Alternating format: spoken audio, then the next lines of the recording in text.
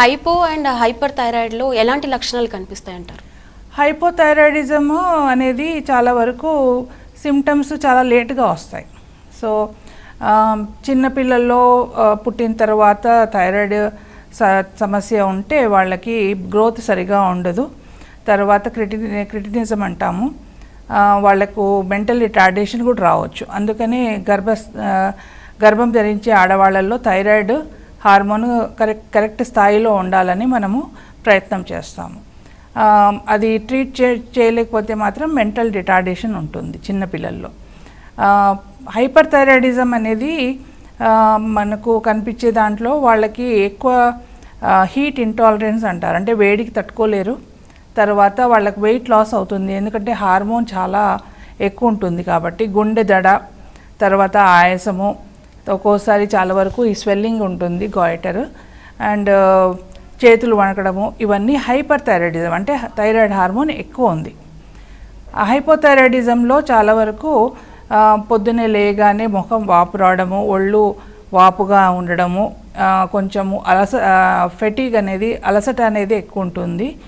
తర్వాత వీళ్ళల్లో మెల్లిగా వెయిట్ గెయిన్ అయ్యే అవకాశం ఉంటుంది. దీనికి మనం తెలుసుకోవాల్సింది ఏంటంటే థైరాయిడ్ హార్మోన్ అనేది చాలా ఇంపార్టెంట్ మన బాడీలో అన్ని ఫంక్షన్స్ కోసం. ప్రతి ఒక్క ఫంక్షన్కి థైరాయిడ్ హార్మోన్ చాలా ఇంపార్టెంట్. ఎప్పుడైతే థైరాయిడ్ హార్మోన్ ఎక్కువన్నా తక్కువన్నా కానీ అప్పుడు మన బాడీలో మెటబాలిజం ఎఫెక్ట్ అవుతుంది. లో థైరాయిడ్ హార్మోన్ ఉన్నప్పుడు ఏమవుతుందంటే చాలా వరకు వీళ్ళకి స్లో మెటబాలిజం అవుతుంది. అంటే మనం తిన్న ఆహారము మనము మెల్లిగా అరుగుదల అవుతుంది, దాన్ని మెల్లిగా రిలీజ్ అవుతుంది. కాబట్టి మెటబాలిజం అనేది చాలా స్లో అయిపోతుంది. దానివల్ల చాలా వరకు మన తిన్నదే అరగకపోవడము, తర్వాత తిన్న ఆహారము ఫ్యాట్గా మారడము. అందువల్లనే థైరాయిడ్ ఉన్న సమస్య ఉన్న వాళ్ళల్లో మనం కామన్గా చూసేది కొంచెము వెయిట్ పెరగడము.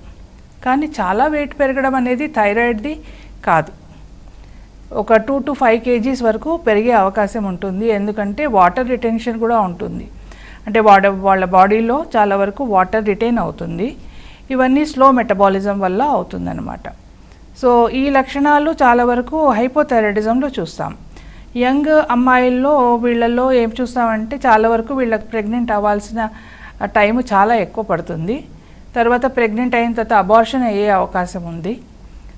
థైరాయిడ్స్ మనం ట్రీట్మెంట్ ఇవ్వకపోతే కడుపులో పుట్టిన బిడ్డ, ఆ బిడ్డలో అవయవాల ఇది పెరుగుదల కానీ వాళ్ళది మెంటల్గా వాళ్ళు యాక్టివ్గా పుట్టిన తర్వాత యాక్టివ్గా ఉండడం కానీ ఇవన్నీ చాలా కష్టమవుతుంది. సో అందుకనే ప్రతి అమ్మాయి ప్రెగ్నెన్సీ ప్లాన్ చేసినప్పుడు మేము థైరాయిడ్ హార్మోన్ చెక్ చేసుకోమని చెప్తాం.